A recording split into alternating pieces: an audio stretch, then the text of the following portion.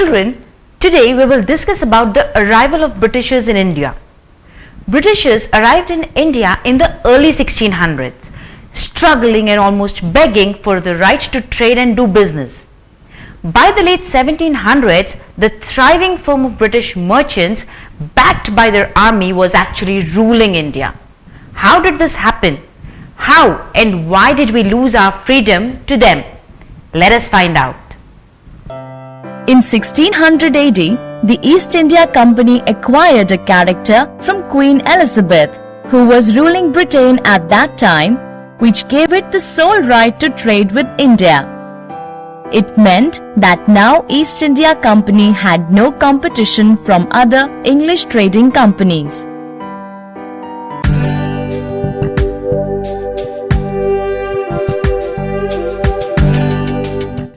Mercantilism is a business enterprise that makes profit through trade.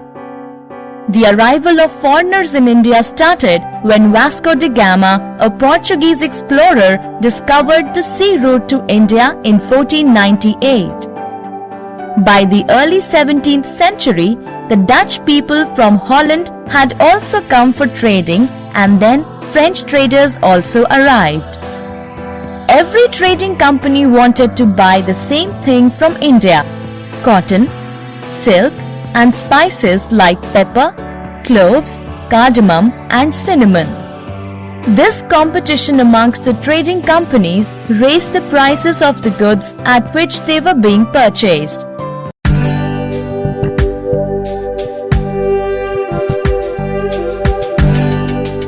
The English traders formed English East India Company and the French formed French India Company.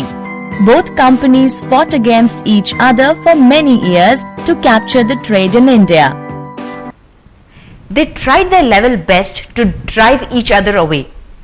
These foreign trading companies also started building up their armies in India. The Mughal emperor soon started sensing the evil designs of the foreign trading companies. They tried their level best to resist them. Till the time the Mughal Empire was strong, the foreign trading companies could not take over India. But when Mughal Empire started declining after the death of Aurangzeb, the foreign trading companies got a chance to spread their wings. At that time, many small states had become independent of Mughal rule, and it was thus easy for the foreigners to take control on them. For example, in 1764 AD, Nawab Anwaruddin Khan of Arcot in Tamil Nadu sent his large army to fight against the French company. But to the surprise of everyone, the Nawab's large army lost to a very small army of the French. Now, how did this happen? It happened because the French army was equipped with better weapons. The soldiers were less in number but were highly trained. They had drills and parades conducted every day, so they were physically fitter than the Nawab's soldiers. The foreigners by this time had realized that it was easy for them to overpower India. They started their policy of divide and rule.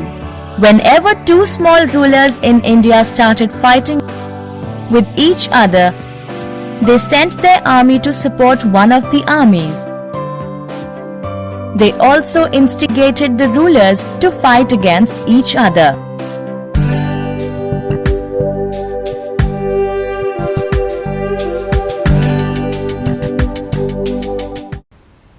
That's why, children, it is said, united we stand and divided we fall.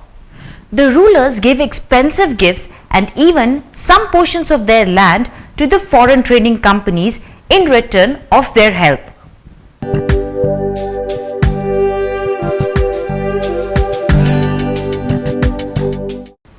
The employees and other people associated with the foreign trading companies flourished a lot by misusing the company's name. They purchased goods for themselves and showed them as goods purchased by the company and escaped from taxes.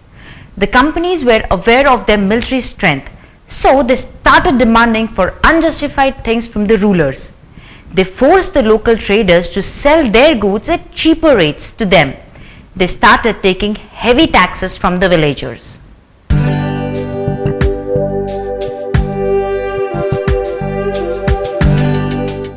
the English munition. Britain took millions of rupees from the Bengal treasury, which financed further expansion in our country. By 1770, heavy company taxation and other policies had left millions of Bengalis impoverished. While British soldiers and traders made their fortunes, the Indians starved. Between 1770 and 1773, about 10 million people died of famine in Bengal. At this time, Indians also were barred from high office in their own land. The British considered them inherently corrupt and untrustworthy. Can you imagine that? How badly were we treated in our own country? Everybody resented the Britishers. The peasants hated them because they levied heavy taxes on them, and the tribals had lost their right over their jungles and land. So they were also dissatisfied. Hindus and Muslims of our country were worried that the Britishers will convert them to Christianity. Tope emerged as powerful leaders.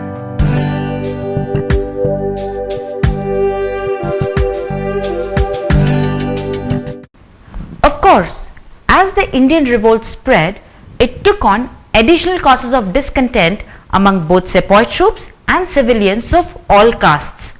Princely families joined the uprising due to British changes to the inheritance law, making adopted children eligible for their thrones. This was just an excuse to take over the princely states. Large landholders in northern India also rose up, since the British East India had taken away their lands and redistributed it to the peasants. But the peasants were still unhappy. They joined the revolt to protest heavy land taxes imposed by the British. Every section of Indian society was feeling oppressed and disrespected by the agents of the British East India Company.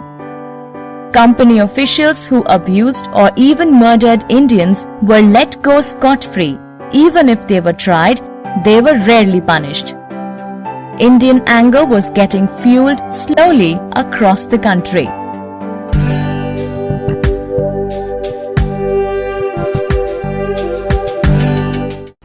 The Indian Revolt of 1857 lasted until June of 1858. Murid Mutiny failed and did not bring the desired results, as it was not a planned effort. Various leaders fought separately, not as a unit. The rebel was brutally captured and killed by the Britishers. The last Mughal emperor Bahadur Shah Zafar was blamed for the revolt, and the British government sent him into exile in Rangoon, Burma. Following the Indian Mutiny, the East India Company was abolished and the British Crown assumed full rule of India. Reforms were instituted, which included tolerance of religion and the recruitment of Indians into the higher civil service. Hope you enjoyed today's class. Let's meet again with yet another interesting topic. Till then, happy learning.